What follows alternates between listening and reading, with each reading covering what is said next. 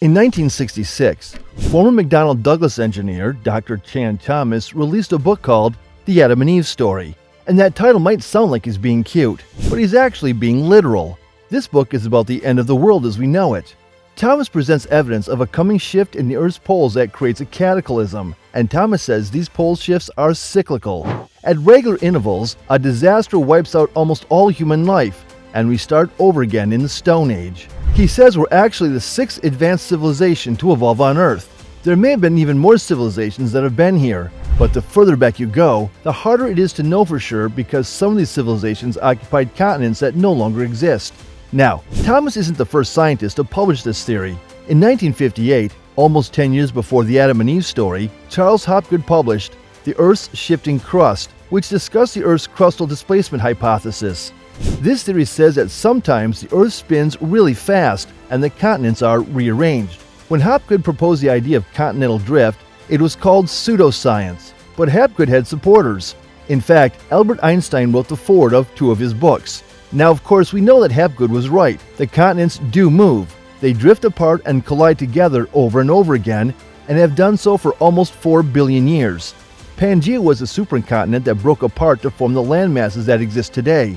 But before Pangaea, there was a supercontinent called Gondwana, which existed for 400 million years. Before Gondwana, there was Panatea. Before that, Rodinia, Columbia, Atlantica, Arctica, Kennerland, Ur, and Valbara. These were all supercontinents that eventually broke apart and reformed. After working with Einstein and a few other scientists, Charles Hopgood released a book, The Path of the Pole, as an update to his previous theories. In this book, Hopgood suggested that the Earth's poles are constantly moving. Again, this piece of pseudoscience was eventually proven true. Hopgood believed that a pole shift between 15 and 40 degrees occurred around 9600 BC or 11,600 years ago during the Younger Dryas. The Piri Reis map is a puzzle that has puzzled scientists for a very long time. On this map, there's a drawing of Antarctica, which is strange because people didn't find Antarctica until 1820. Piri Reis said he got this information from really old maps. Charles Hopgood had a different idea. He thought the Earth's angle changed by 15 degrees before, and that's why Antarctica isn't completely frozen. He believed people from a forgotten time drew maps of the coasts a long time ago. Some of Hopgood's ideas are true, but not everyone agrees about the Earth's angle changing during the Ice Age. We know that poles move and continents change over a really long time, but Dr. Chan Thomas had an unusual thought in his book, The Adam and Eve Story. He said these big changes could happen in just one day. He described it in detail, and it's even scarier than what you see in action movies. Cataclysm Unveiled, Earth's dramatic pole shift scenario. In the 1965 edition of the Adam and Eve story, Chan Thomas structured the book into 6 intriguing chapters: the next cataclysm, the great floods, the story, the event, Genesis, and the conclusion. Each chapter holds a piece of the puzzle that he skillfully unveils. Opening his book with a gripping introduction, Chan Thomas immediately draws readers into the heart of his ideas. In this initial chapter, he paints a vivid picture of the upcoming pole shift event, detailing what we can expect to experience during this transformative occurrence. With a rumble so low as to be inaudible, infusing into a thundering roar, the earthquake starts. Only it's not like any earthquake in history. In California, mountains shake like ferns in a breeze. A mighty Pacific rears back and piles up into a mountain of seawater more than 2 miles high, then starts its race eastward. The wind attacks, shredding everything in supersonic bombardment. The mountain of Pacific seawater follows the wind eastward, burying Los Angeles and San Francisco as if they were but grains of sand. Across the continent, the 1,000-mile-per-hour wind breaks unholy dungeons everywhere, mercilessly. The strong winds are caused by something interesting. Earth spins very fast, about 1,000 miles per hour, but we don't feel it because everything on Earth, like land, water, and air, moves together. Dr. Chan Thomas tells us about a big change called a pole shift. During this change, something surprising happens. The air and water keep spinning, but the big pieces of land stop. This has a huge effect. After the change, the Earth's hot liquid layer comes out in some places, making a very hot sea of liquid fire. This happens in a very short time, wiping out all human civilization. Big cities like Los Angeles, San Francisco, Chicago, Dallas, New York, and Boston disappear. Where busy cities once stood, there's almost nothing left. This shows how fast things can change. Imagine a car going very fast and then suddenly stopping. Or think of a big city moving quickly. It would be very chaotic. Tall buildings would fall, and people would be thrown around like things in a blender. A few lucky ones might survive, but they'd soon realize how unlucky they are. A huge wall of water, mud, and things flying at very fast speeds would sweep across the land and destroy everything. South America finds the Andes not high enough to stop the violence. In less than a day, the entire continent is burned by molten earth fire, buried under miles of violent seas, then turned into a frozen hell. Everything freezes, man, beast, plant, and mud, in less than 4 hours. When this big change happens, the land on Earth stops moving. This makes the sun seem like it stops in the sky. One side of the Earth becomes very hot, and the other side becomes very cold, almost 180 degrees colder. Even the warmest parts of the world would be super cold, and everything would freeze within 4 hours. Europe cannot escape. The Alps, Pyrenees, Wales are shrunken, then heaved even higher when the wall of seawater strikes Western Africa and the sands of the Sahara vanish. The fury marches on for 6 days. During the 6th day, the ocean starts to settle. The Bay of Bengal Basin, just east of India, is now at the North Pole. The Pacific Ocean just west of Peru is at the South Pole. New ice caps begin to form in the new polar areas. Greenland and Antarctica, now rotating equatorially, emerge with verdant tropical foliage. Thomas's prediction involves a significant change in the Earth's axis, essentially tilting the planet by 90 degrees. This results in the poles shifting to the equator, and the equator moving to where the poles used to be. New York lies at the bottom of the Atlantic, covered by unbelievable amounts of mud. Of San Francisco, Los Angeles, Chicago, Dallas, and Boston, not a trace is left. The Cataclysm has done its work and drives the pitiful few who survive into a new Stone Age. We join Noah, Adam and Eve, Atlantis, Mu, and Olympus. Jesus joins Osiris, Tuora, Zeus, and Vishnu. Flood myths, civilizational reboots, and Earth's hidden past. Across diverse cultures, the narrative of a massive flood is prevalent. Flood myths are woven into various societies, from the biblical Noah's flood to the Mayans' hurricane flood, which influenced the term hurricane, and the ancient Hawaiians' Newton flood. The Sumerians' Gilgamesh also recounts such an event. This global phenomenon isn't just a coincidence or mere folklore. It's a recurring theme across civilizations. When we examine a single flood myth, it might be brushed aside as a tale. 2 myths might seem coincidental.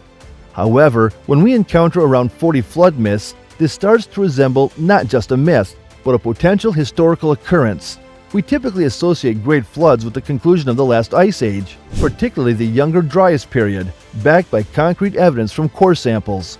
However, Chan Thomas offers an alternative perspective, suggesting that the last major flood transpired not 11,500 years ago, as commonly believed, but rather around 6,500 years ago. Back in the 1960s, there wasn't much concrete evidence to support this notion. However, recent years have seen archaeologists uncover proof of the Gunyu flood myth in China and signs of a significant flood in the Mediterranean and the Black Sea. These findings suggest that a flood indeed occurred between 6,500 and 7,000 years ago, aligning with Thomas's assertion. Thomas further provides dates for other flood occurrences: the Younger Dryas flood around 11,500 years ago, another flood approximately 18,500 years ago coinciding with the submergence of the Bering Land Bridge, another about 29,000 years ago at the close of the Wisconsin glacial period, and a flood about 43,800 years ago. The occurrence of global floods is widely acknowledged. It's the assertion that advanced civilizations existed before each of these floods that sparks controversy. Mainstream archaeological and paleontological views pinpoint the emergence of the first civilization around 6,500 years ago in Mesopotamia. But what if this wasn't the first, but rather the latest reboot of civilization? The erosion patterns surrounding the base of the Great Sphinx offer compelling evidence. These patterns indicate the action of massive volumes of water flowing at high speeds. If we accept that these are indeed signs of water erosion, then it implies that the Sphinx predates the last flood, occurring around 6,500 years ago, and even predates the rise of the Egyptian civilization. This concept challenges conventional archaeological views, especially when suggestions arise that the Sphinx might have been built over 10,000 years ago. Additionally, there's additional evidence pointing toward cataclysmic pole shifts, a significant mud flood event, and even the existence of a sunken continent. Lost civilizations and catastrophic myths. In the Adam and Eve story, Chan Thomas makes big claims that need strong proof. When things are said that seem unbelievable, the evidence should be very good too. Plato, a long time ago, talked about Atlantis, a special place that got destroyed. We don't have solid proof of Atlantis yet, so it's thought of as a story, but people still look for it, which is good. There's a place in Africa called the Richat structure, or Eye of the Sahara. It's similar in size and shape of what Atlantis might be. Plato said Atlantis had rings and waterways, but some people aren't sure if this place is natural or human-made. What's interesting is that near the Eye of the Sahara and in other places worldwide, you can see big ripples on the ground. They look like gentle hills, but they're actually as tall as a 5-story building, around 50 feet. These ripples happen because of a lot of water. They're found in many parts of the world. This is one of the craziest things you'll ever see. These ripples, repeated ripples in an area where there's nothing else like it. This is the fingerprints of the flood. That's what it is. Wow.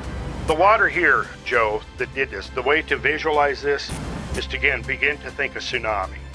Here what you have to visualize is a tsunami sweeping over the land that's over 1,000 feet deep. And it's sweeping down over this land at probably 200 or 300 million cubic feet per second, which is an inconceivable amount of water. But there's another place, like Atlantis, that was lost because of a big disaster. It's called the Land of Mu. People like Augustus Le Plongyong and James Churchward talked about Mu after reading old stories from places like Maya in India. Even though these places are far away, they both talk about a big piece of land in the Pacific Ocean.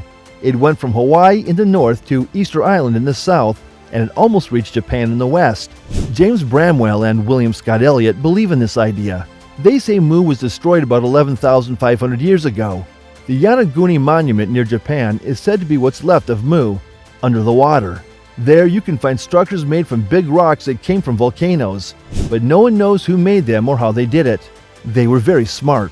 Recently, pictures from the sky showed that a place called Non-Modal once had a way to bring fresh water to everyone. Easter Island is said to be part of Mu. There might be signs of a big disaster there. You've seen the statues on Easter Island with big heads, right?